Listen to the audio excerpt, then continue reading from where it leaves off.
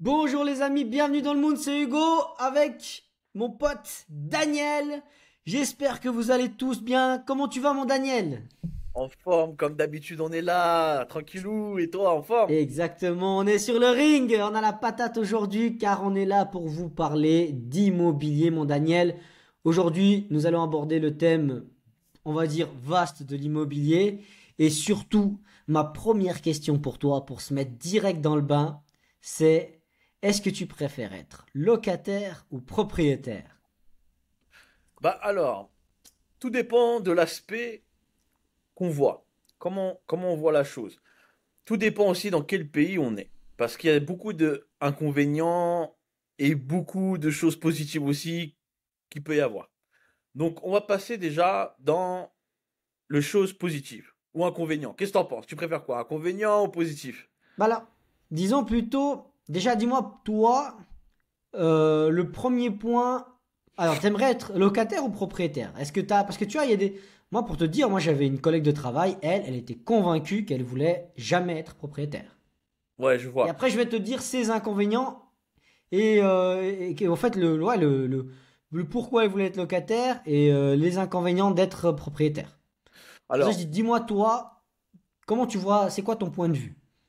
pour répondre à ta question, donc j'aimerais être ce qui est normal, bah, après, bon, je le suis, mais pas en France. C'est-à-dire que propriétaire, oui, mais pas en France. Pour moi, il y a beaucoup d'inconvénients parce qu'il y a beaucoup de lois qui sont passées concernant le terrain, etc. Je sais pas si tu connais un petit peu les actualités, mais c'est passé il y a moins de 3 mois, je dirais, à part si mes informations sont fausses.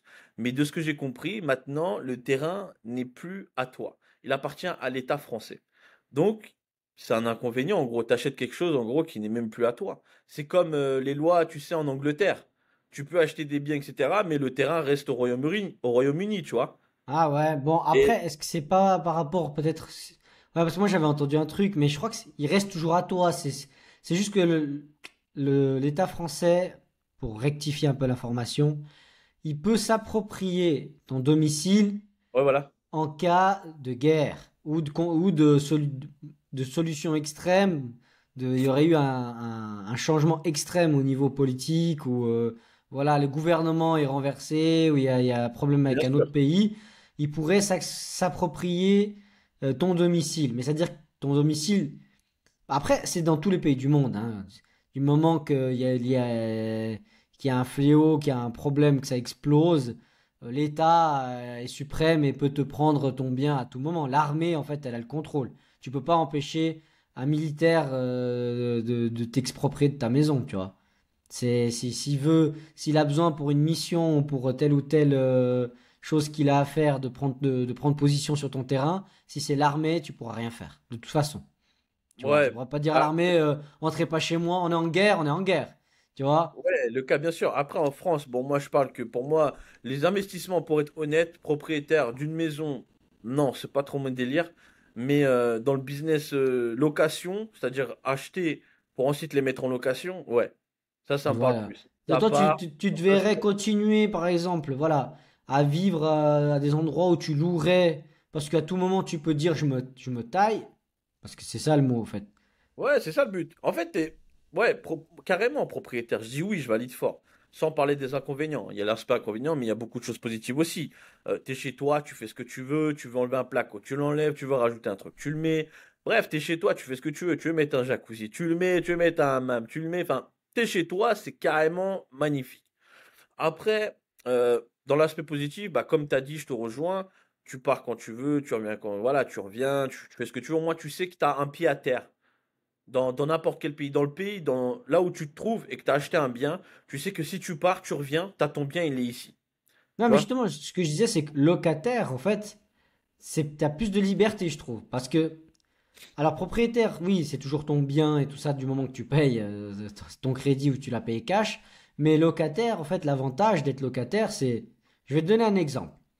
Toi, t'arrives, tu vas habiter Paris. T'arrives à Paris, tu prends un bien en location, tu vis une année, tu t'y plais pas. T'en as marre. De quitter un bail à loyer, c'est facile. Tu vois, tu dis, tu déposes ton truc, tu dis écoutez, moi je veux partir, ou tu trouves un nouveau locataire, et hop, t'es loin. Il n'y a pas trop de contraintes. Tu vois? Ouais, Tandis que quand t'es propriétaire, tu dois quand même te dire bon, bah, est-ce que je le mets en vente?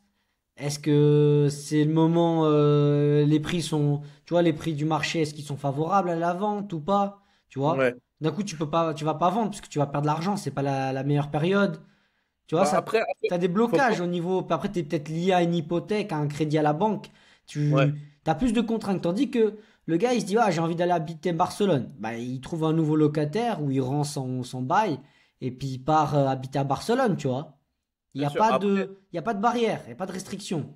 bien sûr. Après, on va se focaliser sur l'aspect positif, comme on disait. Après, on va revenir au côté négatif. Donc, dans le côté positif, quand tu es propriétaire, bah, tu es libre de tes choix et de ce que tu peux faire, selon la limite raisonnable des règlements, etc., en vigueur, Mhm. bon, Ouais, c'est compris, juste. sans passer par l'État, etc. Mais en gros, tu es libre. Tu as toujours ton pied à terre à ce domicile-là. L'aspect financier, bon, tu es à l'aise, hein, on va pas partir dans le côté négatif, on va rester sur le côté positif. Tu as ton bien dans tous les cas. En rentabilité, tu peux le mettre en location pendant 2, 3 mois. Tu sais, maintenant, il y a plusieurs systèmes. Comment je peux placer ça? Tu as plusieurs types comme, tu sais, Airbnb, Booking.com, pour rentabiliser assez vite quand même ta marge. Par exemple, en une semaine, tu mets à 100 euros la nuit. Une Ah, semaine, tu es à ouais. 600. Ouais, Si ce serait ça- tu dis un bien secondaire ou ta maison où tu vis dans l'année, tu dis.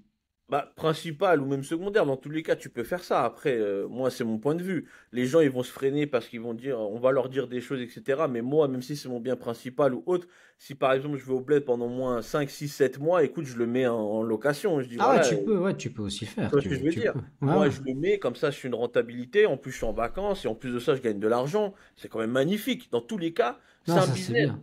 C'est ça Ça qu'il faut c'est se dire dans bien. sa tête. T'achètes le bien, t'as fait un investissement, t'as un capital derrière. Ça, c'est la pierre, c'est quand même une valeur sûre aujourd'hui. Tu vois? Même si c'est en crise de guerre, même si c'est machin, il y a beaucoup de gens qui veulent se mettre à l'abri, tu vois?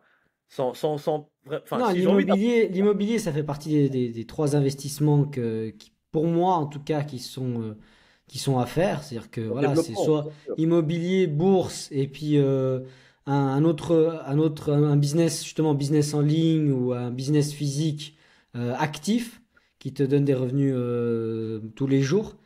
Et en tout cas, moi, ce que je pense, et justement, je voulais en revenir à ma collègue, elle, quand on était à la salle de pause et qu'on avait des discussions ouvertes sur différents thèmes, et souvent on parlait d'immobilier, et puis tu avais deux, trois collègues, tu vois, les anciens, ils étaient là, ah, moi, ça fait 30 ans que j'habite dans cet immeuble, je paye tant de loyer, et puis des mecs encore qui avaient des jolis, qui avaient des bons salaires, tu vois, des bons revenus, qui avaient économisé, ils avaient de l'épargne et tout. Puis moi, quand ils me disaient les loyers qu'ils payaient, j'étais, putain, mais c'est pas, il me disait, ouais, mais moi je paye, après c'est des loyers suisses, tu vois, mais je sais pas, moi je paye 2000 et quelques francs suisses, ça c'est cher comme loyer, hein. Pour une Ouais. personne, genre un gars qui est seul, sans enfant, divorcé, voilà, qui a 50 ans, il vivait dans un appartement à plus de 2000 € pour la Suisse, tu vois, c'est cher quand même. Et puis après, oui, c'était bien localisé, proche du lac, mais il n'avait pas forcément la vue lac. Et puis je lui disais, mais ça fait combien d'années que tu habites là? Puis il m'a dit, ah ouais, ça fait 20, je sais pas, 22 ans, 23 Plus ans. de 20 ans, quoi. Ouais, plus de 20 ans. Puis moi j'ai dit, ah ouais. Mais je lui ai dit, écoute, t'as déjà pris ta calculatrice? Tu fais 12 fois 2000 fois 20, combien ça fait? Et le chiffre, je dis, c'est incroyable. Bah, ça fait Quand- 24 000. Ah non, non, non, attends, mais si tu prends, attends, je vais te le faire là, hein. Moi, je suis pas un mathématicien, je suis pas un mec, 2 un fois mec 10. qui te 2 fait fois des 10, ça trucs de fait. tête. Non, mais je vais te faire le calcul pour que tu te rendes compte. 12 loyers fois 2000, ça c'était un peu plus que 2000, mais fois 2000, ça te fait 24 000, ça te fait 24 000 francs suisses à Ouais. l'année de loyer, sans les charges, hein. C'est dingue, c'est dingue. Fois 22 ans. Ouh. 528 000 francs suisses. Là, il a une villa, normalement. Alors, pour la Suisse, alors, où il est localisé, franchement, à ce prix-là, il aurait eu acheté l'appartement au tout début, quand il a commencé à être locataire. Je pense qu'il il aurait acheté l'appartement à ce prix-là, à l'endroit où il était situé, tu vois. Et ça, en 22 ans, il l'aurait payé. S'il aurait donné 2000 balles à la banque tous les mois, tu vois. Et c'est ça Dingue. que je lui ai dit. Je lui ai dit, t'imagines, toi, t'as donné 528 000 francs suisses à un locataire. Et du jour au lendemain, tu dis que tu veux quitter ton appart. Tu retrouves 0 franc, en fait, de cet argent-là, tu vois.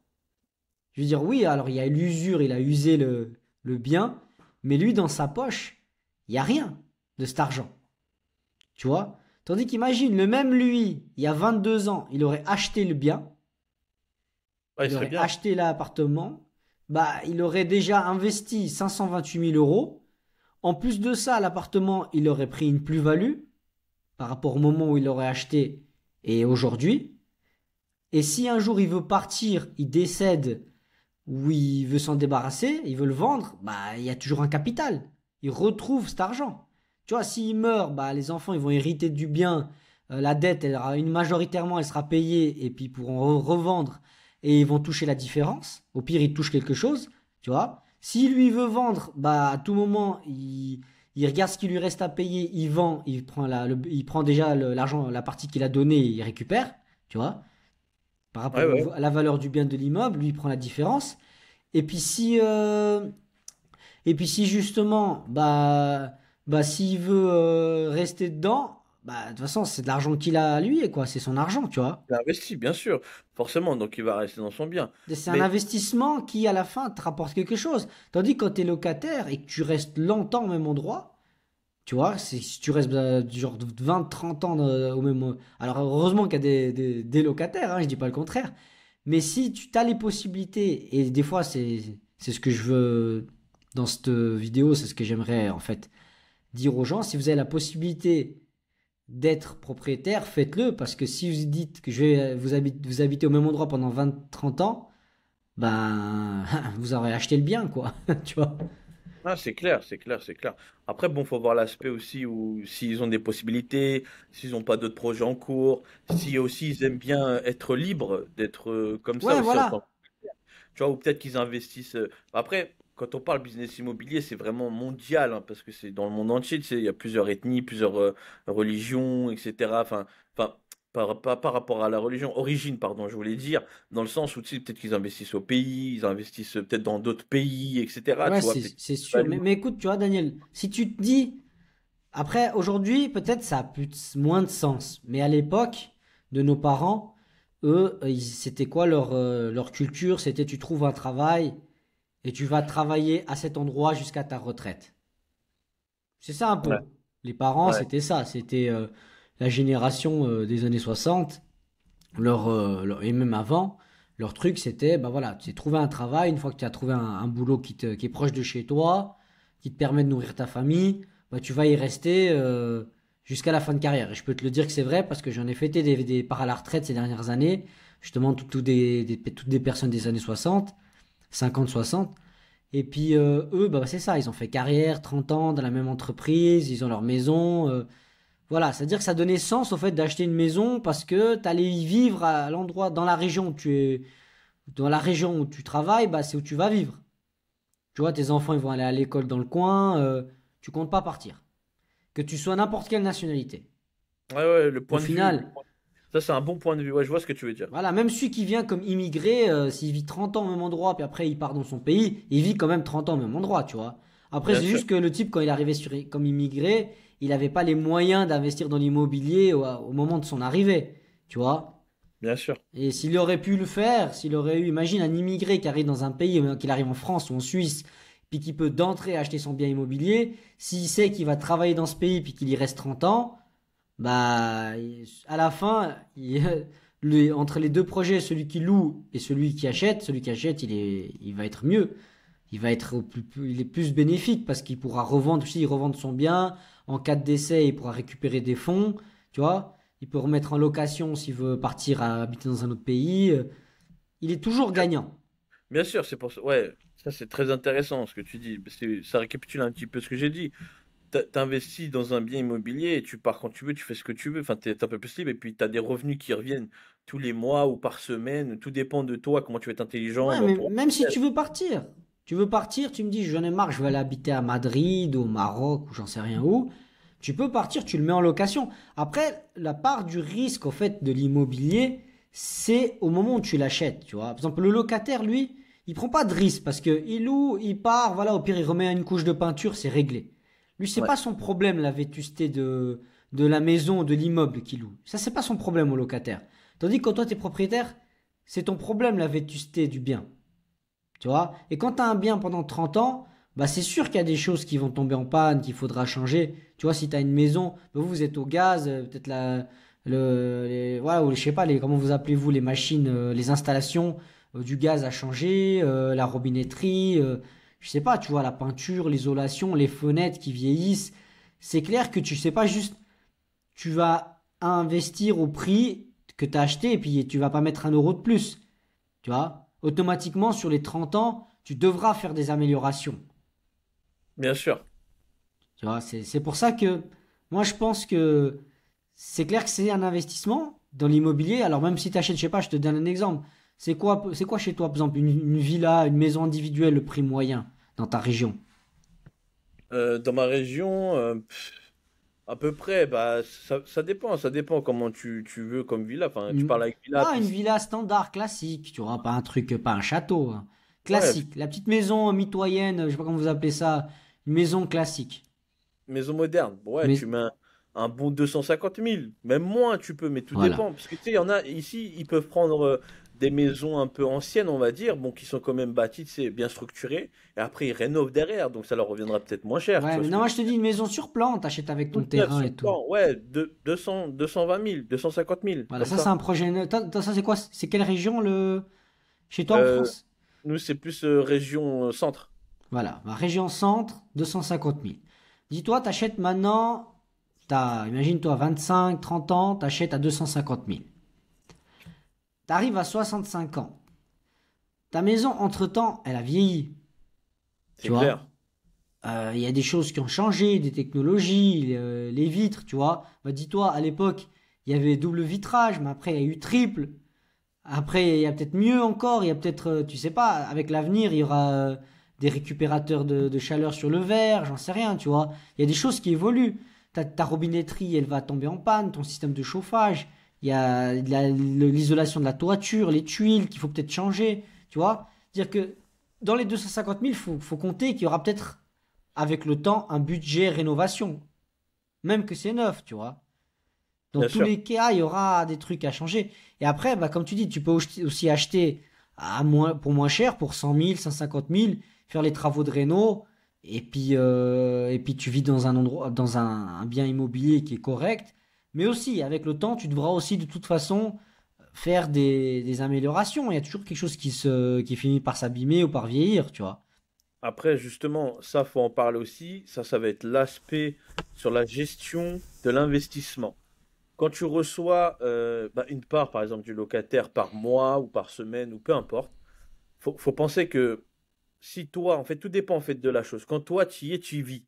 Tu sais que tout ce que tu vas entreprendre comme travaux, soit tu fais par tes propres moyens, soit tu appelles un gars que tu connais, soit un cousin, soit un gars de la famille, ça va te revenir forcément moins cher.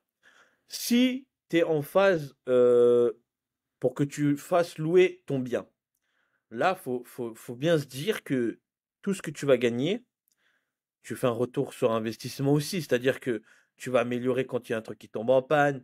Bah, après, il faudra un petit peu être homme à tout faire. Ça, c'est des petites tips, des petits conseils que je donne aussi, qu'il faudra apprendre par soi-même à se débrouiller. C'est-à-dire que s'il y a une robinetterie à changer, bah, tu vas changer toi-même. S'il y a des trucs que tu peux faire, peinture, isolation, placo, ou changer une serrure ou des fenêtres, ou peu importe, il faudra un petit peu être autonome, les gars.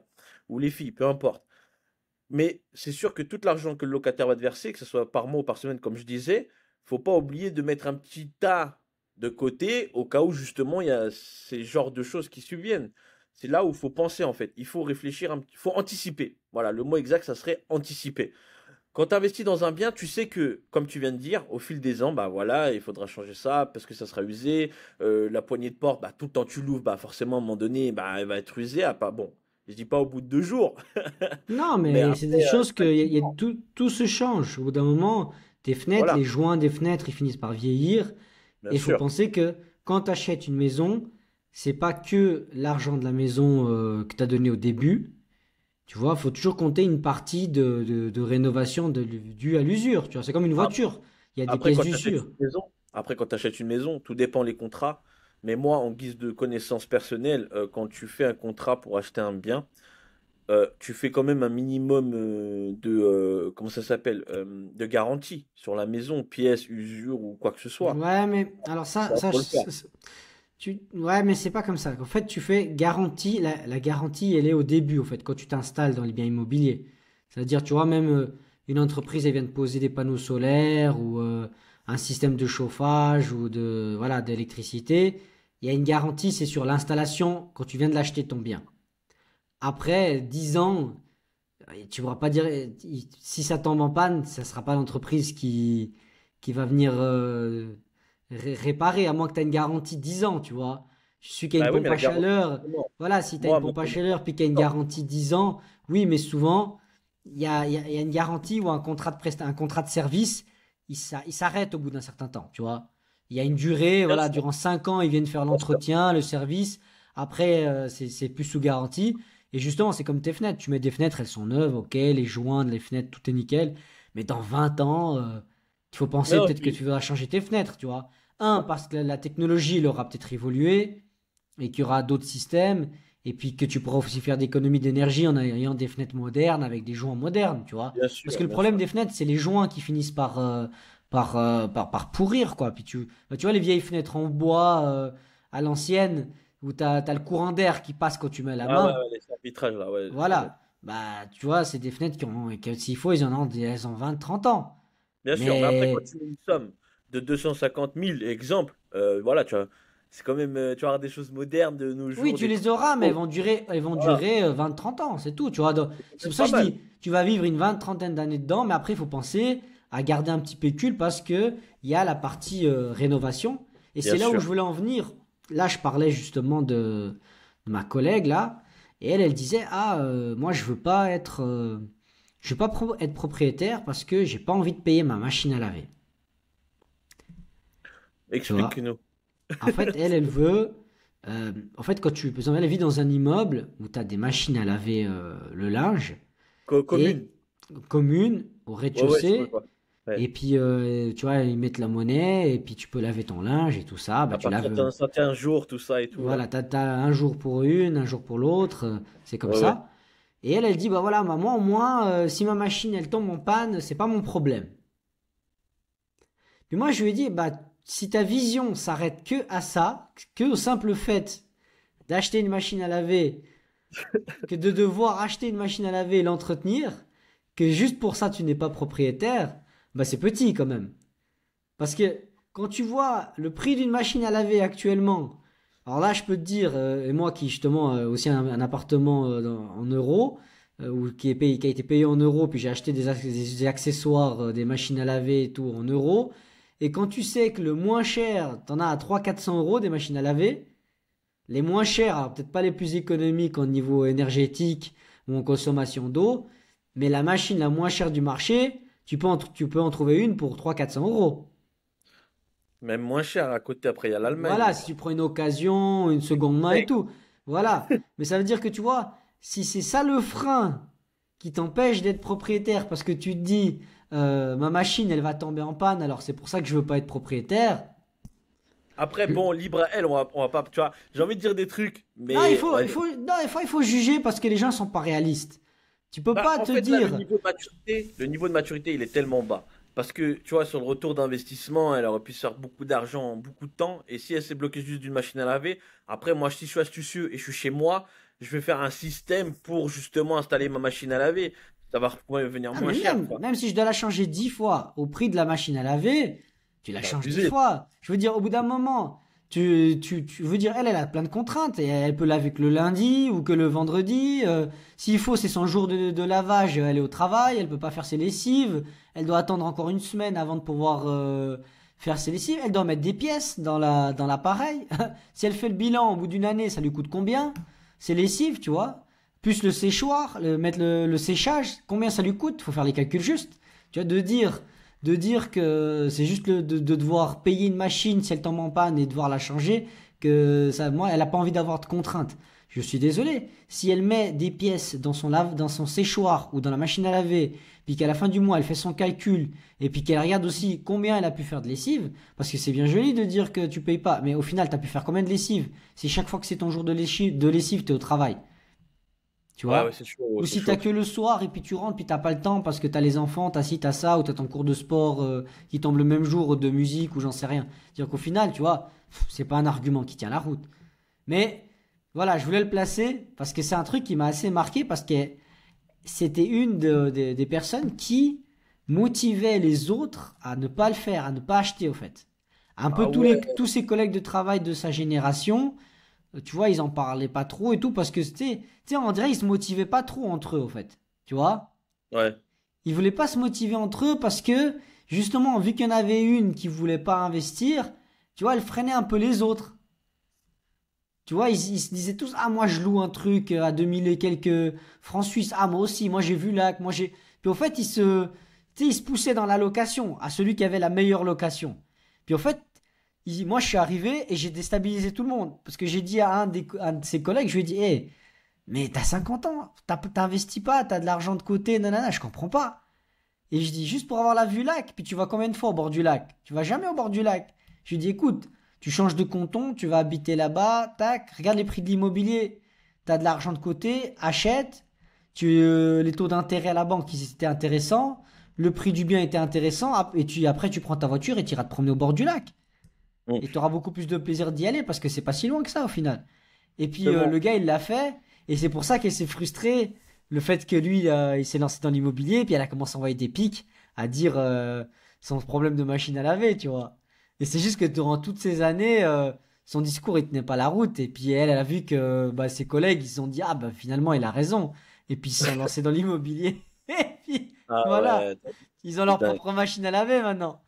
Mais justement, parlons un petit peu maintenant des comment je peux dire ça? Tu sais, bah, les conditions, voilà. Les conditions pour acheter un bien chez vous en Suisse, on va commencer en Suisse, et après je vais t'expliquer un petit peu en France comment ça se passe. Dis-nous un petit peu comment ça se passe. Quelles sont les conditions pour acheter un bien en Suisse? Bon, la première et meilleure condition, c'est que tu payes cash. Cash, cash! Ou On en met de la crypto. monnaie. Tu sais que là, en Suisse, les cryptos, c'est légal, hein. Donc tu payes en crypto. Il y en a qui acceptent. Ouh. Il y a des entreprises, ça existe. Et en Suisse, il y a des distributeurs de crypto-monnaies, hein. C'est complètement Ok. légal, hein. C'est pas illégal.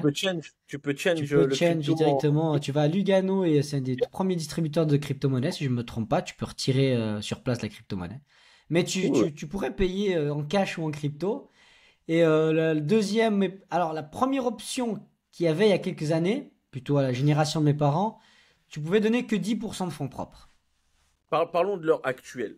L'heure actuelle. Voilà, même pour donner un peu l'évolution de qu'est-ce qui s'est Ouais, passé en ok. fait. Ok, C'est-à-dire ok. qu'avant, tu pouvais donner 10% de fonds propres et les gens, finalement, ils n'arrivaient pas à payer. Puis pour donner plus de garantie, ben, on est passé à 20. Ou une autre possibilité, c'est de donner, après vous en France, je sais pas comment ça fonctionne, mais nous, on a le deuxième pilier. Je sais pas si vous, ça fonctionne comme ça. C'est-à-dire qu'en fait, nous, tous les mois de notre revenu, de notre salaire, bah, tu as une part qui est toi qui donne et une part qui est le patron, qui va dans une espèce de caisse qui s'appelle le deuxième pilier. Parce qu'en Suisse, on a trois piliers. Le premier pilier, c'est pour ta retraite, en fait.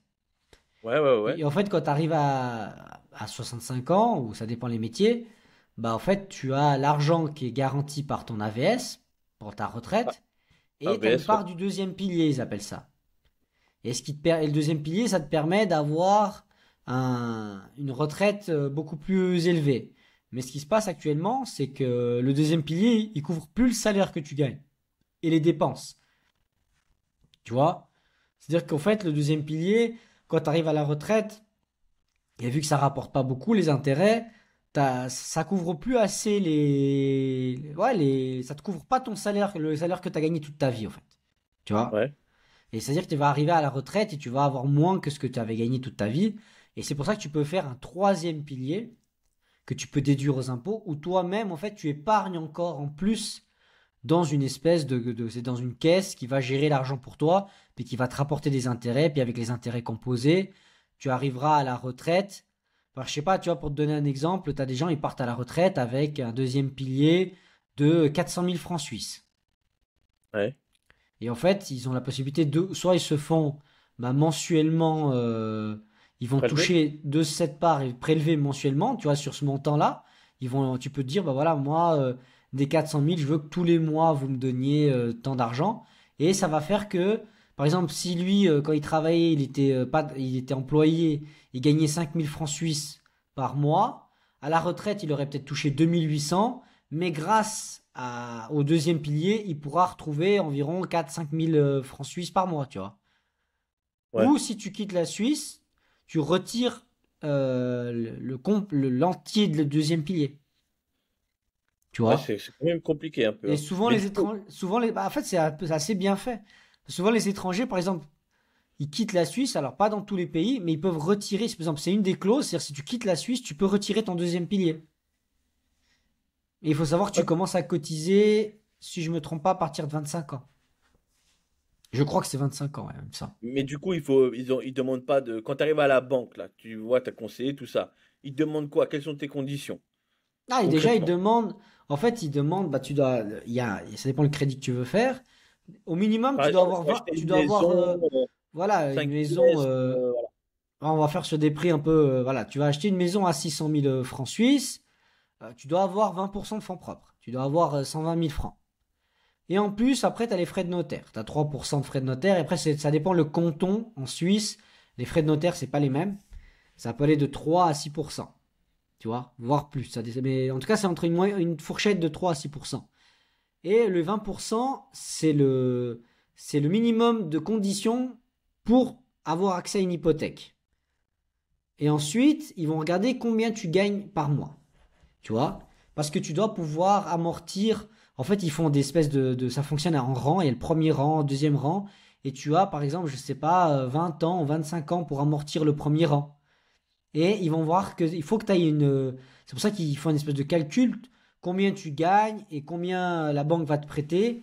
Et est-ce que tu as assez de revenus pour couvrir la dette, quoi. Ouais, ils te demandent, en gros, ils te demandent que tu as un contrat fixe, en gros, en CDI, nous, en Ouais, partie tu dois France, avoir ton CDI, puis aussi, minimum. bah déjà, ils te demandent les fiches de salaire des 6 derniers mois, ça dépend, 3 ou 6 derniers mois, ça dépend les banques.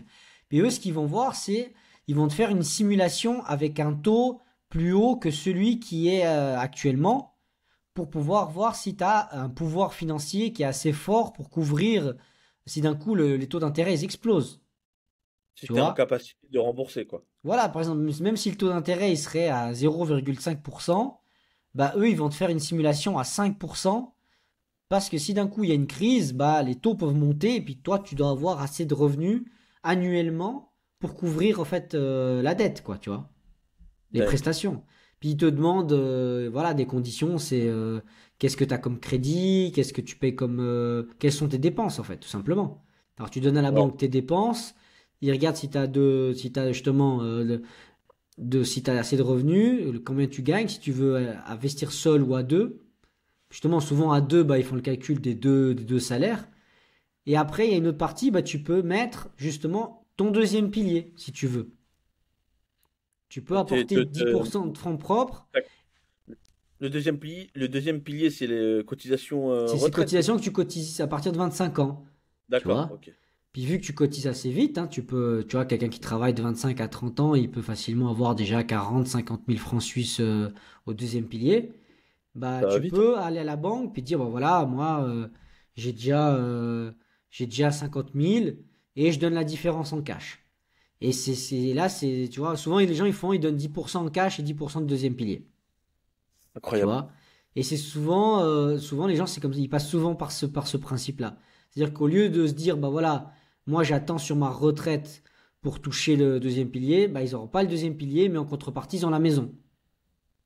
Et c'est comme ça que ça fonctionne la Suisse. Et en fait, tu es toujours en dette avec la banque parce que tu payes tout le temps des intérêts, tu n'amortis pas en Suisse. Pratiquement personne n'amortit, c'est un des seuls pays au monde où tu as ce système. Mais tu as la possibilité. Et en fait, en plus, si tu amortis, c'est qu'en plus, tu as la possibilité d'utiliser l'effet de levier, c'est-à-dire l'amortissement, comme fonds propres pour un autre bien immobilier, en fait. Non, Et comme je te disais, justement, quand tu prends, quand tu vas à la banque, en fait, ici, tu donnes tes 20%. Ben voilà, tu peux prendre soit la partie 10% cash et 10% du deuxième pilier. Et après, tu peux te dire, bah voilà, bah, je veux aussi faire de l'amortissement pour pouvoir justement avoir un effet de levier avec la banque. Alors tu peux dire, bah moi, chaque année, j'aimerais amortir, je sais pas, 3, 4, 5, 6, 10 000, 10 000 francs. Parce qu'en fait, avant, en fait, on avait des rangs quand tu faisais les crédits. Et le premier rang, tu as tant d'années pour le payer, en fait. Le premier rang. C'est une des clauses de la banque. Il va te dire, bah voilà, le premier rang, en tout cas, tu dois le payer en tant d'années. Et après, il te propose de faire de l'amortissement pour justement pouvoir payer le premier rang dans les années que vous avez convenues. Ou tu peux faire de l'amortissement, ils appellent ça indirect. Où tu vas créer un troisième pilier. Et en fait, c'est un troisième pilier souvent bancaire ou par assurance. C'est de l'argent que tu vas mettre de côté tous les mois. Alors tu payes pour le troisième pilier, je sais pas, 200 euros par mois, 200 francs suisses. Et au fait, cet argent, en cas de décès, c'est une espèce d'assurance. Tu peux faire assurance vie. Il te couvre une partie du capital garanti. D'accord. Par exemple, il te dit, bon voilà, si vous mettez pendant 30 ans 200 euros par mois, à l'âge de 65 ans, on doit vous donner 80 000. Mais avec les intérêts, ça vous fera 120 000. Mais si vous mourrez, l'assurance vous donnera à votre famille 90 000 euros. Même que tu as cotisé pendant que 2 ans. Tu meurs, il te donne 80 000. Incroyable. Mais ça, ils le font aussi en France, je crois. Ça, il y a aussi. Mais c'est une assurance vie, c'est une couverture au Ouais, cas où, assurance vie, bien sûr. en cas Après, de c'est à peu décès, près. tu vois. Après, nous, c'est à peu près le même système. Moi, je t'explique un petit peu avec mon expérience personnelle. Quand tu arrives à la banque, bah, le premier point, déjà, ils te demandent si tu travailles, si tu as un CDI, un contrat à durée indéterminée. Ouais. Il faut déjà que tu sois plus de 3 mois euh, en tant que salarié, en gros, enfin, salarié ou bref, peu importe, tu vois. Enfin, après, il y a un autre aspect aussi en tant que entrepreneur, ça aussi, je vais expliquer un petit peu, selon mes bases de connaissances. Donc, en tant que salarié, déjà, pour se concentrer là-dessus, faut que tu sois plus de 3 mois en tant que salarié. Après, en gros, après 3 mois, en gros, que tu sois bien, en gros, tu es embauché, tu sais, il n'y a plus la période d'essai, tu vois. Donc après le quatrième mois, tu fais encore 3 mois au niveau des comptes, que tu sois bien dans tes comptes. Mhm. Déjà aussi, les conditions soient ça, que tu sois carré dans les comptes. Faut pas que tu sois dans le rouge, faut que tu sois tout le temps dans le vert. En gros, pas que tu sois dans le moins. Une tenue de compte bah, quand même correcte. Après, voilà, que tu gères bien tes finances. Et puis après aussi, ils évaluent, bah, un peu comme vous, tu vois, ils évaluent un petit peu si tu es en capacité de remboursement, est-ce que tu as un apport ou pas. Bon, en général, quand il n'y a pas d'apport, en gros, bah, les 10% ou pas, Mais bah, vous, en c'est général, combien le minimum, tu m'as dit? J'ai pas compris. le minimum, je pense, moi, quand j'avais fait, c'était 10%. Là, c'est En, 10%. Enfin, il me en semble que gros, c'était 10. en gros, pour ouais, une demande de 120 ou 150 000, ouais, c'est 10 000. Tu mets Mais je 10 crois 000. qu'en France, ils veulent aussi demander plus, justement, passer des garanties pour la banque. Il me semble Ah que là, je j'avais. me demande si c'est pas à 20% maintenant. Ouais, Je me parce demande qu'il si. me semble que ça a augmenté parce que justement, les gens, ils Ouais, n'avaient pas assez de garanties. Parce qu'en fait, pour la banque, plus une tu vas donner de garantie. Ouais. fonds propres, plus Ouais, ça montre aussi que toi, tu as les capacités de mettre de côté. bien sûr. Par exemple, si tu as 20 000 là, en apport et tu leur donnes cash, bah, c'est magnifique. C'est bien, ils vont direct, ils vont te dire oui. Après, il faut que tu respectes les conditions, que tu sois pas dans le rouge et que tu travailles, bah, voilà, que tu sois salarié. Après, il y a une garantie perte de travail. En gros, si tu es au chômage et tout, bon, ils prennent en compte, mais ton truc, il va se poursuivre. Voilà, après, il y a des clauses avec le client, etc. Mais c'est quand même intéressant. Mais après, tu as le taux, ça dépend des banques. Mais je crois que c'est 3 ou 4%. Ouais, vous avez le taux d'intérêt qui est plus haut que le nôtre ici, Ouais, par ouais, contre. Ouais. ouais, il est beaucoup élevé ici, hein. Il y a 3 ou 4% d'intérêt. En gros, bah, si tu empruntes 150 000, ouais, tu vas rembourser 153, 154, ça dépend. Ouais, c'est là où tu vois, des fois c'est fort. Par exemple, moi qui avais investi dans l'immobilier au Portugal, j'avais vu les crédits. Il y a eu une année que j'avais été, on était en pleine crise. C'était de la folie les intérêts. Presque la banque qui touchait une fois le prix de ta maison, quoi, au niveau Ah des ouais, intérêts. Mais par contre, c'est ça la différence entre le Portugal et la Suisse. C'était que bah, au Portugal, quand tu payes, chaque mensualité que tu payes, ton crédit, il diminue. ah Tandis qu'en ouais. Suisse, tu payes, mais tu vois rien qui bouge. La dette, c'est toujours la même.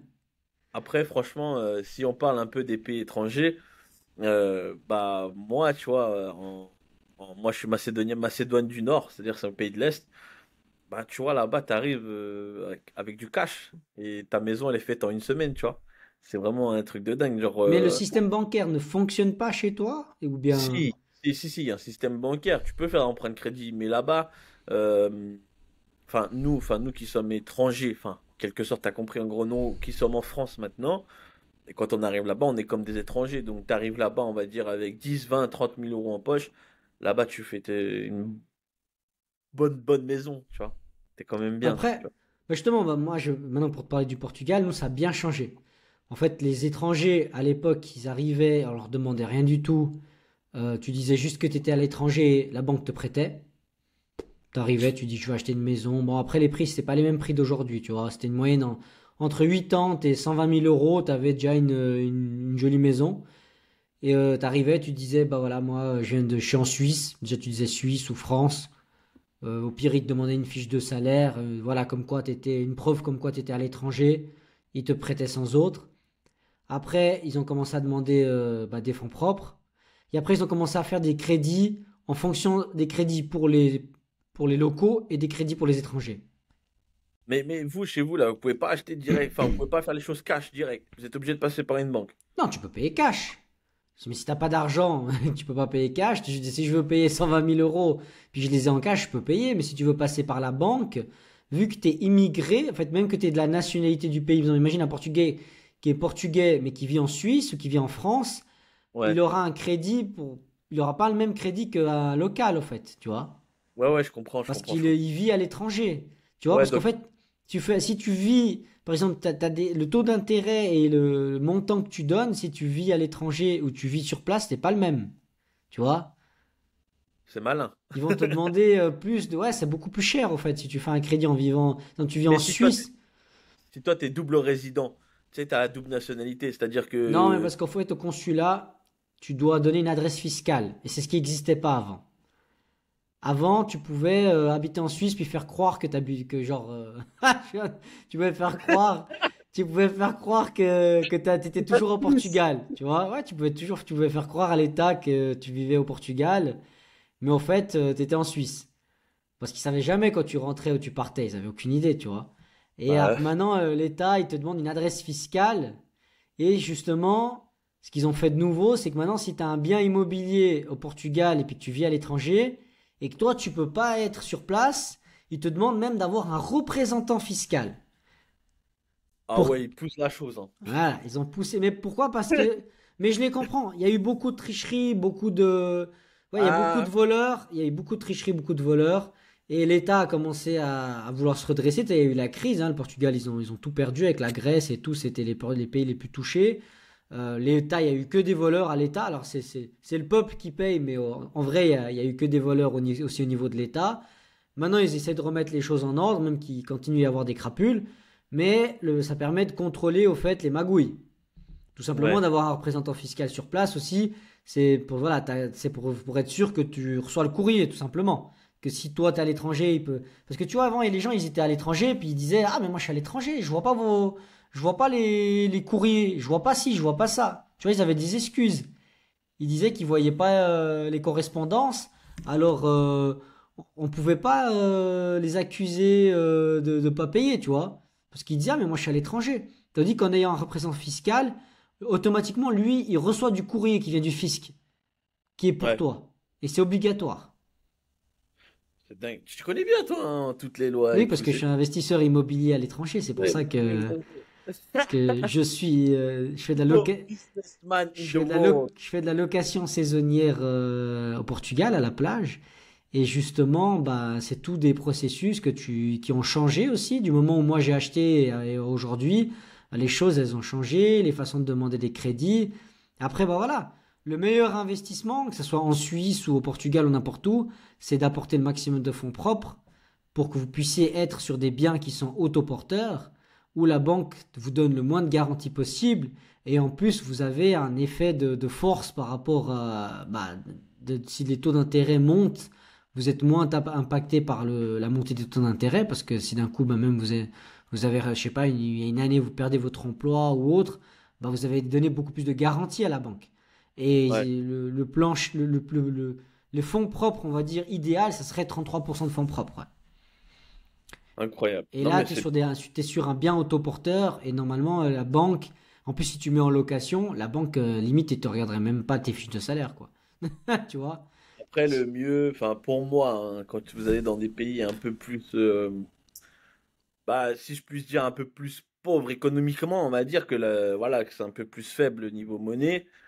Allez-y cash, faut acheter cash, faut Ouais, non, faites c'est pas sûr. Si tu... faites pas d'emprunt. Après, bah voilà, c'est comme je t'ai Mais ça dit, peut aider c'est toujours, ça peut toujours aider quoi. si tu, le seul truc, c'est que tu vois, par exemple, je vais te donner une stratégie, c'est que tu peux arriver au Portugal ou en Espagne, en Italie ou dans des pays de la zone euro où le prix de l'immobilier est beaucoup moins cher, et arriver avec 120 000 euros, t'achètes un bien cash. Mais moi, si tu me donnes 120 000 euros, j'arrive au Portugal, puis je t'achète 3 ou 4 appartements. Boum, voilà, Parce ça que c'est un bon plan. j'ai l'effet de levier de la banque. Tu sais, le pauvre, il doit jouer de l'effet de levier de la banque. Ça fait partie du game. Tu vois, 120 000 oui, euros, tu viens chez moi, tu fais un hôtel. ouais, non mais pour te dire que pourquoi 120 000 euros? Parce qu'en fait, tu vas donner des fonds propres et tu vas y voir deux, trois, tu vois, tu vas faire un crédit dans une banque, tu vas faire un crédit dans une autre banque, je sais pas, tu vois, et puis tu auras la possibilité d'acheter plusieurs biens immobiliers. Tandis que tu vas donner, oui, tu auras tes 120 000 euros, tu vas acheter un seul bien immobilier et puis ok, tu n'auras pas de dette, mais tu n'en auras qu'un, tu vois. Tandis que si l'objectif c'est de faire de l'argent, bah, tu vas prendre tes 120 000 euros, puis tu vas faire trois crédits, et tu vas acheter trois apparts, et tu vas mettre les trois loués. Fort, Et tu vas rentabiliser, tu vois. bien sûr. Alors oui, tu as une dette, mais ça fait partie, c'est ça le capitalisme, ça fait partie du... T'es riche du moment que tu as 1 million de dettes. Tu vois, je veux dire, toutes les entreprises s'endettent pour s'enrichir. C'est comme ça, c'est comme ça. La bourse, c'est quoi? C'est pourquoi une entreprise, elle rentre en bourse, elle fait une IPO, on appelle ça, une introduction en bourse, c'est qu'en fait, elle va demander à des investisseurs de lui prêter de l'argent pour qu'elle puisse se développer. Tu vois, c'est le prix de l'action il monte, c'est plus tu as d'argent de gens qui prêtent de l'argent à l'entreprise, plus l'entreprise pourra se développer. Et le particulier, si toi dans la tête du particulier, tu te mets dans la tête d'une entreprise, tu dis moi en tant que particulier entreprise, j'ai besoin d'argent pour pouvoir me développer, bah tu vas à la banque, tu vas prendre l'argent que tu as besoin pour te développer. Tu peux pas te dire ah mais c'est une dette. Ah oui, mais ça c'est si tu penses dans dans un mode de ouais, t'es dans un mode de pensée où tu veux pas te développer. Tu veux juste vivre dans l'endroit où tu as fait ta dette, tu vois. Tandis que si tu dis non, moi je veux me développer, bah utilise l'effet de levier de la banque. Et en plus, c'est l'effet de levier du pauvre et du riche, parce que même les entreprises, elles utilisent les banques. Et c'est pour ça que les banques, elles existent.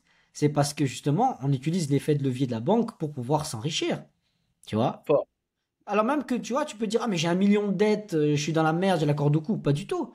Parce que peut-être qu'1 million de dettes égale 1,5 million ou 2 millions de patrimoine immobilier, tu vois. C'est ça que moi, je pense que cette année ou l'année prochaine, j'ai approché le million de dettes, mais c'est 1 million de dettes positives, tu vois. Parce qu'au final, il y a quand même des biens immobiliers derrière. Après, voilà, il y a toujours. Il faut être prêt à encaisser les chocs, il faut être prêt à encaisser les crises. Il faut pas avoir 1 million de dettes et 0 francs dans le compte en banque. Il faut avoir ou 0 euros. Il faut avoir 1 million de dettes, mais il faut être sûr que tes appartements ils aient des locataires, faire en sorte d'acheter des biens bien localisés, de pas acheter pour acheter, tu vois. Il faut acheter stratégique. Si tu achètes stratégique puis que tu es assez malin, tu peux aller à la banque et jouer avec la banque, tu vois. De toute façon, c'est ça le business. L'argent, faut qu'il tourne. Si tu tournes pas, si tu fais pas tourner l'argent, bah, tu vas aboutir à rien. Après, en parlant de dette, dans tous les cas, ouais, tu passes par une banque, tu investis, l'investissement, ça revient vers toi, tu revas vers la banque, investis, tac, machin. C'est le triangle. Commerce du Mais ça triangle. fait, et ça, Daniel, je te le dis, ça fait partie du jeu. C'est fort. Ah ouais, tu peux être, alors, si tu arrives à être investisseur en cash sur tous tes biens, bah chapeau, moi j'arrive pas. Tu vois, je veux dire, imagine, tu démarres, nous qu'on est dans le coaching en ligne, business en ligne, tu Ouais. démarres et tout ça, tu vas pas faire 120 000 euros comme ça tout de suite, tu vois. Après, si tu les fais, bah tant mieux, peut-être tu réinvestis dans ton business, mais si d'un coup tu veux investir dans l'immobilier et tu veux pas mettre toutes tes billes, parce que tu veux justement garder ton argent pour investir un petit peu dans ton business, agrandir ton business en ligne, tu vois, engager du personnel, améliorer les processus, bah tu peux dire, bah je veux aussi investir dans l'immobilier, au lieu de donner tes 120 000 euros, bah tu donnes 33% de fonds propres et tu investis une partie dans l'immobilier, mais tu n'investis pas tout. Puis tu profites de l'effet de levier de la banque, tu vois. C'est des bonnes Et en stratégies, fait, ça. tu divises ton argent dans deux secteurs. Au lieu de tout mettre soit dans l'immobilier, soit dans le coaching en ligne, bah tu dis bah une partie j'épargne, une partie je mets dans mon coaching et une partie je mets dans l'immobilier. Et en fait, t'es toujours actif sur les trois secteurs. T'es pas Ouais, que concentré sur un secteur. tu as Et plusieurs revenus. mais t'es obligé de faire ça, tu vois. T'es, à un autre niveau, on est obligé de passer par ces systèmes-là. Ça serait top pour éviter de passer par la banque, parce que c'est clair que la banque touche des intérêts. Et quand il y a les crises, l'inflation, tout ça, les intérêts de la banque qui montent. Mais voilà, ça fait partie du jeu. C'est comme ça, c'est le game. Tu vois. C'est le Fort, game. fort, fort. Mais ouais, mais faut se concentrer, faut avoir plusieurs cordes à son arc, comme on dit. Et faut pas hésiter à entreprendre plusieurs choses qu'on aime pour qu'il y ait plusieurs ressources pour bénéficier, bah, ouais, plusieurs ressources, c'est ça en fait. Il n'y a pas d'autre mot à expliquer. Ouais. Faut entreprendre plusieurs choses quand tu le peux et surtout quand Voilà, tu sais le bah, faire. justement, je retiens ce que tu dis. Et là, vu qu'on parle de banque, investissement, tout ça, je vais passer un message de sécurité, dire, faites attention, quand vous allez faire un emprunt, un crédit, Faut être en capacité. c'est dangereux, mettez de l'argent que vous êtes prêt à perdre, regardez vos capacités financières, commencez pas à dire, bah, j'ai 50 000 euros, je vais à la banque, je fais all-in et je prends tout et n'importe quoi. Tout ce que vous faites, ça doit être réfléchi parce que ça peut avoir un impact sur vous, sur votre famille. Et nous, on est aussi là pour passer des messages de sécurité. Ça veut dire réfléchissez dans quoi vous achetez, C'est achetez au clair. bon moment, au bon endroit. Et s'il faut, des fois, une recherche d'achat, elle peut durer 3 ans. Parce que c'est pas le bon moment, c'est pas le bon endroit, et puis vous avez une idée en tête. Et, et c'est ce que je disais l'autre fois à un ami. Il me dit qu'il veut acheter une maison. Bah, je lui dis, bah, une maison, ça peut se rechercher pendant 3 ans. Parce qu'il faut acheter juste. Il faut acheter un bon investissement. Faut pas acheter et se dire je vais acheter pour acheter. Parce que peut-être c'est pas le bon moment, peut-être c'était pas le bon bien immobilier. Et au final, le fait d'attendre un petit peu, de consulter le marché, de palper le marché, de regarder qu'est-ce qui se fait, qu'est-ce qui se fait pas, l'économie. Puis d'un coup, tu dis, ah voilà, bah là, j'ai acheté au bon moment, au bon endroit. Et tu as fait un C'est meilleur clair. investissement que de te précipiter et puis d'aller voir la banque et puis tu vois, de prendre un truc au final juste pour avoir. Le but, c'est pas d'investir dans l'immobilier pour investir, puis au final de mal investir et puis de perdre de l'argent. Parce qu'on peut perdre de l'argent. C'est là le message de sécurité, c'est on peut aussi faire tout faux et puis faire 1 million de dettes et puis vraiment être à la corde au cou. C'est pour ça que j'ai dit attention, quand vous faites quelque chose, faites-le de façon réfléchie. Regardez les taux si vous faites de la location, les taux de retour, que vous avez une rentabilité au minimum 4 à 5%, au minimum. En dessous, vous n'êtes pas rentable, vous voyez. Il faut en tout cas être en dessus de 4. Et puis c'est comme ça qu'il faut investir. C'est pas juste dire je vais acheter pour acheter. Parce que c'est bien joli de dire vous avez 3 4 5 appartements mal localisés, avec des travaux, avec des problèmes. Vous voyez, il faut réfléchir. Après ça, ça pourrait faire tout un thème sur l'immobilier. Et peut-être qu'un jour, on va inviter justement quelqu'un qui serait expert dans le domaine pour nous parler des stratégies d'investissement. Parce qu'il y a des stratégies, mais que ça soit dans n'importe quel pays que vous achetez. Il faut réfléchir, est-ce qu'il y a une école à proximité, les transports publics, si c'est par Géographie. exemple, si vous voulez lancer dans l'immobilier pour les familles, bah pensez une famille, elle a des enfants, qu'est-ce qu'elle va rechercher? Elle va rechercher être proche des écoles, avoir des transports publics à proximité. Bah ça déjà, c'est une plus-value pour votre bien immobilier. Difficilement, il va perdre de la valeur parce que ça sera un bien qui sera toujours recherché. Vous voyez, ça c'est une des petites stratégies. Ou si vous voulez faire des locations étudiants, bah regardez s'il y a une université à côté, le quartier, si c'est un quartier bien fréquenté, où il y a de la restauration à proximité pour que les étudiants ils puissent aller manger ou autre. Vous voyez, c'est des petits points à regarder. C'est pas investir pour dire j'ai vu un Voilà. bien, il est pas cher, j'achète. Ouais. Non, mais il a raison, Hugo, je te rejoins là-dessus. Prenez vos précautions, réfléchissez bien avant d'acheter. Faut pas acheter ouais, pour dire je suis propriétaire, voilà, machin. Et au final, vous embourbiez, le mot juste, ouais, embourbiez Embourbé, ouais. dans vos dettes, quoi. Vous pouvez pas vous dire après, voilà, je peux pas. Non, posez-vous, regardez bien géographiquement où c'est positionné, si ça vous convient, si c'est vraiment ce que vous voulez. Après, lancez-vous si vous vous sentez chaud, si vous êtes prêt. Faut Ouais, pas hésiter, faut pas hésiter, mais posez-vous bien, parce que c'est quelque chose que vous allez entreprendre sur de longues années. Et après, il faut bien réfléchir à la stratégie marketing, si vous voulez mettre ça en location, etc. Bon, aujourd'hui, on a plusieurs atouts comme outils sur Internet, ouais, il y a toute Airbnb, l'info, bah oui. location. Il y a plusieurs trucs qui nous facilitent les tâches aujourd'hui, donc faut pas hésiter à le faire si vous êtes propriétaire. De toute façon, vous connaissez les trucs. Mais voilà, c'est des bons conseils que Hugo nous donne aujourd'hui. Et même moi, j'ajoute aussi, prenez vos précautions et réfléchissez Ouais, bien, c'est quoi. c'est important ça. Puis surtout, C'est très mais très après, important. Daniel, moi je pense que la nouvelle génération, comme je te disais, vu qu'on parlait en introduction de vidéo, que les parents, eux, c'était plus l'idée de rester à un point fixe. Moi je pense Ouais, que les jeunes aussi, qui bougent beaucoup plus facilement que nous, et qui sont attirés par, bah tu vois, sur YouTube, on voit tel pays, là il y a Bangkok, maintenant c'est Dubaï, et puis les gens ils vont bouger beaucoup plus. Peut-être qu'il y aura moins de d'investissement pour être en maison principale, tu vois. Je pense que les bien gens sûr. vont acheter, ils vont bouger, mettre en la location, il y aura un marché qui sera beaucoup plus dynamique. Parce que ça va beaucoup bouger, je pense, d'un pays à l'autre. Il y a plus, je pense que, bon, ça c'est mon opinion personnelle, et peut-être toi Bien sûr. tu me donneras ton avis, mais je pense qu'à l'avenir, les gens, ils voudront plus rester dans tel ou tel pays. Ouais, ils vont aménager, ouais, je Ils suis vont d'accord. bouger beaucoup plus facilement. Comme nous, à l'époque, nos parents, ils avaient immigré bah, en France, en Suisse ou autre pour le travail. Là, il y aura une espèce de... Moi, je pense que la nouvelle immigration, c'est plus pour l'histoire de finances. Ça sera pour du confort de vie.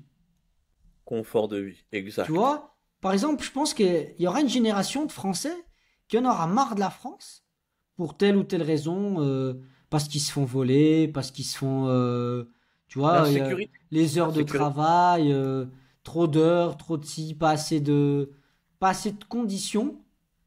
Tandis qu'avant, tu vois, nos parents, ils quittaient pas pour les conditions, mais voilà, là, tu gagnes mieux ta vie.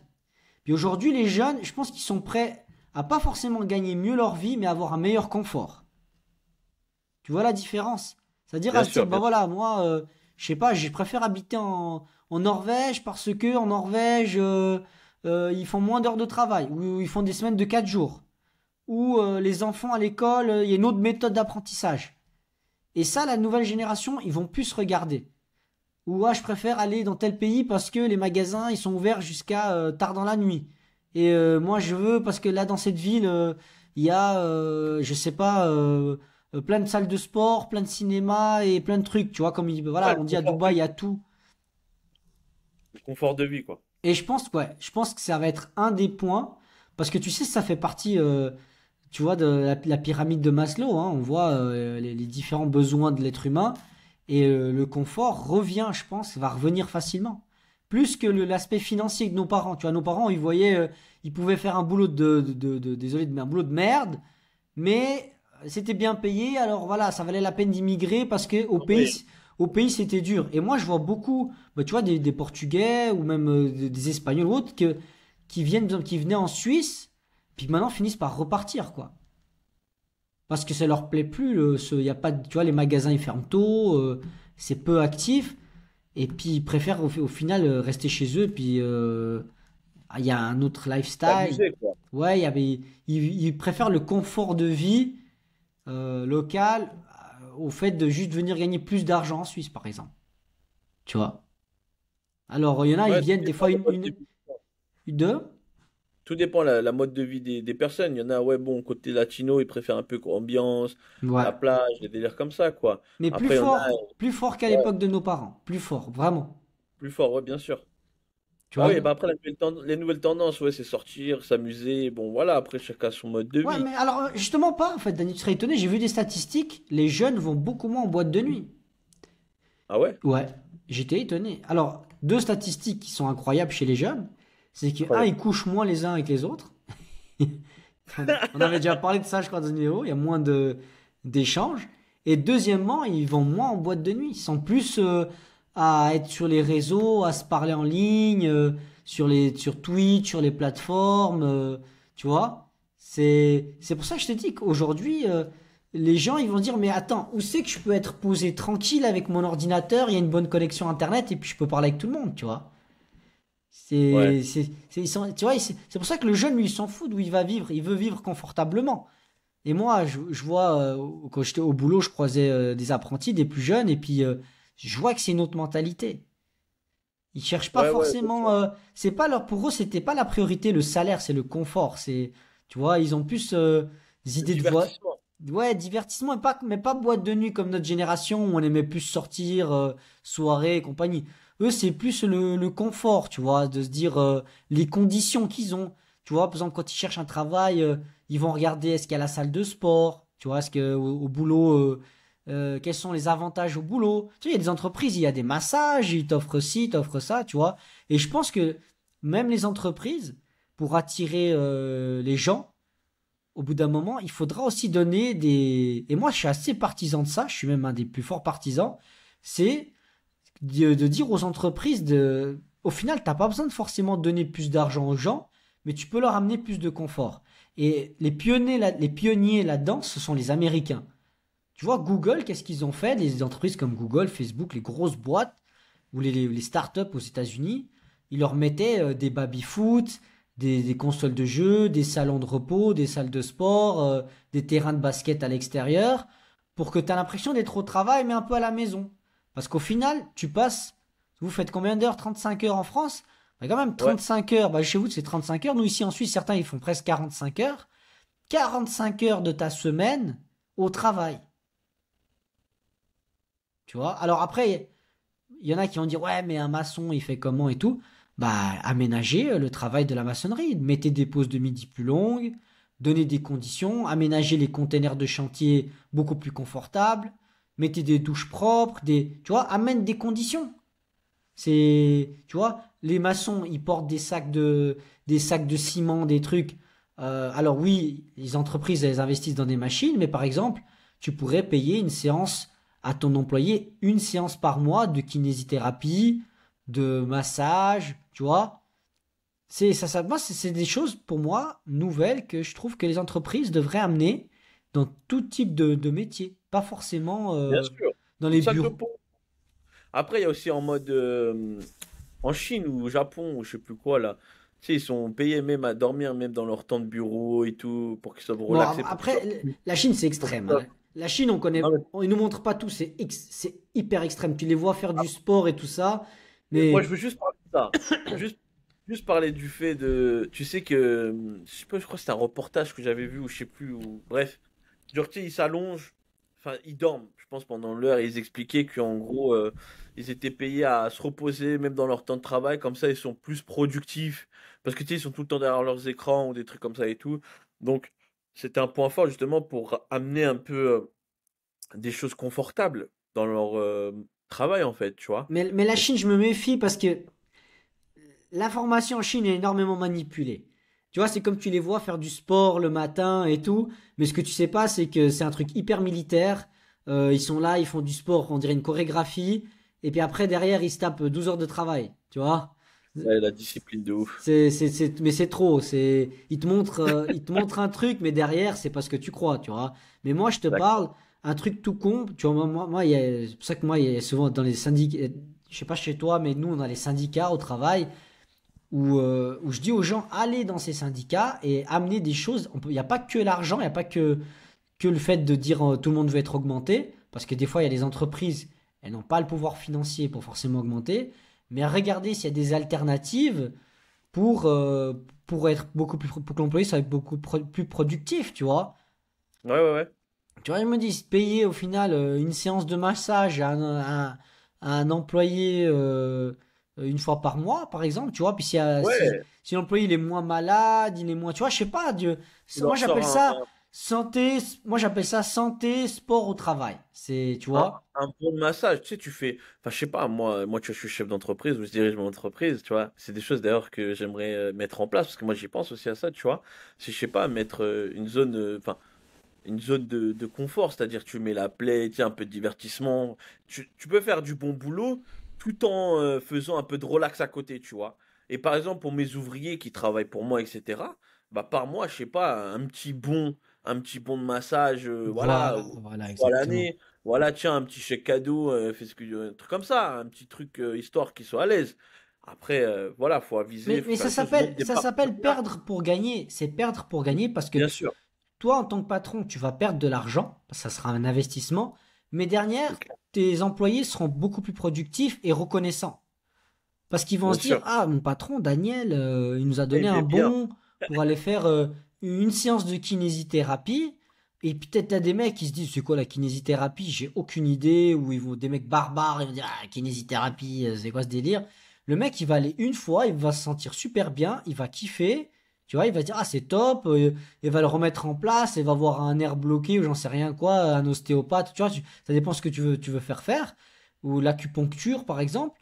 Et les types, ils vont aimer ça. Et même si c'est un métier dur ou si c'est un métier de la construction, bah, c'est un moment à eux, 1 heure pendant le temps de travail, relax. Ou même, Content. même que tu fais un bon, il veut aller après son temps de travail.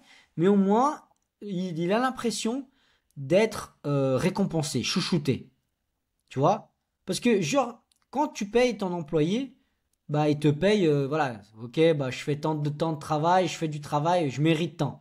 Mais quand tu lui apportes ce petit plus, tu sais, il le prend pas de la même façon, l'employé. Il va pas le prendre comme, tu vois, quand tu lui donnes de l'argent, il va se dire, ah, il me doit. C'est de l'argent qu'il me doit, le patron. Tandis que Bien quand tu sûr. lui apportes un petit truc confort, relaxation et tout, il va pas se dire que tu lui dois ça. Il va se dire, ah, putain, mon patron, il va le dire à tout le monde. Ah, moi, j'ai le droit. Tu sais, les gens vont se vanter de ça. Ils vont aller vers les autres copains ou collègues. Tu vois, ah, tiens, mais mon patron, à moi, au sport, à la salle de gym, ils vont dire, ah, mon patron, il m'offre une séance de kiné tous les mois. Ah, toi, Là, t'as t'as de ça. la chance, c'est tout. Ouais, t'as de la chance. T'as ça comme avantage dans ton entreprise. Ah, elle est bien, ton entreprise. Tu vois, c'est ah nous on a un petit distributeur le matin, on peut avoir des jus, des fruits, des jus de fruits ou des fruits gratuits. Un panier de fruits parce que tu amènes les vitamines au travail, tu vois. Tu amènes la santé au travail. Tous les matins, tu mets un panier garni de fruits frais, tu vois, du jour et à disposition du personnel. C'est un coût, c'est clair. Mais tu sais que ton personnel va manger des fruits en bonne santé, machin. Après, c'est clair, si tous les jours tu vois les mouches, que personne touche les fruits, bah, au bout d'un moment, tu dis, bah, c'est peut-être pas le bon truc, faut changer de méthode. Mais Bien sûr.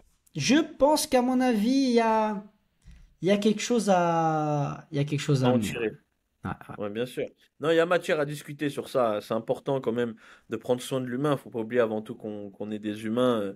Non, il y a matière à discuter sur ça. C'est intéressant d'en parler parce que, bon, on travaille des heures et des heures et des heures et c'est bien de prendre soin aussi de l'être humain. Attention, hein, pas des ouvriers, mais c'est un être humain. Tu rends service, mais tu rends service aussi. Tu vois, c'est donnant-donnant, c'est comme ça. Après, ça, c'est le petit plus, justement, pour te démarquer un peu des autres entreprises ou autres que tu peux amener à tes employés. C'est quand même un point fort, quand même, de les chouchouter un peu, comme on peut dire. Après, bon, il faut quand même qu'il y ait des résultats derrière. Ouais, mais cette nouvelle génération, elle aura des attentes que même la nôtre, Daniel, à toi et à moi, on n'a pas les mêmes attentes. Et encore nous, on est les derniers encore à rendre bien service au patron. Et la génération suivante, elle sera beaucoup plus exigeante et elle va beaucoup plus facilement partir, délocaliser, et ça sera beaucoup plus compliqué pour trouver. Alors, il y aura toujours une main-d'œuvre parce que malheureusement, il y a toujours des gens qui viennent de pays en guerre et tout ça, mais il faut pas oublier que même ces gens-là, ils voient. Tu sais, vous savez, j'avais un copain, il disait, ah, mais au pire, tu vas en Afrique, eux, ils viennent, ils veulent travailler en Europe. Et je lui ai dit, mon ami, en Afrique, aujourd'hui, ils ont des téléphones portables. Et ils voient la même chose que toi sur leur téléphone. Et les jeunes d'Africains, les jeunes des pays pauvres, que ce soit Afrique ou ailleurs, ils ont les mêmes envies que le blanc européen ou américain riche, tu vois, ou autre. Je dis américain, j'en sais rien. Mais les envies sont les mêmes. Ça veut dire qu'il faut pas croire que ces gens, éternellement, ils voudront venir ici pour faire les métiers durs et les métiers et faire les poubelles. Tu vois? Bien sûr, bien sûr. Ce sera des gens qui vont venir, ils vont entreprendre aussi vite que celui qui a vécu toute sa vie dans une bonne qualité de vie, tu vois, dans un pays avec avec tout. Et souvent, on voit des histoires maintenant, des gens justement, ils viennent d'Afrique, ils arrivent ici et puis ils explosent plus vite que n'importe qui parce qu'ils sont encore plus déterminés que nous, tu vois. Grave. C'est clair, c'est clair. Voilà. Bon, Daniel, qu'est-ce que t'en penses? On a fait le tour. Yes, on a fait le tour. Après, je voudrais solliciter aussi à Prenez soin de vous, c'est Exactement. important. Prenez soin de vous, c'est important. Investissez dans l'immobilier, prenez soin de vous. Bon Claire. Daniel, je te dis à tout bientôt. Et à tout le Yes. monde, bienvenue dans le Move, on est ensemble. Ciao!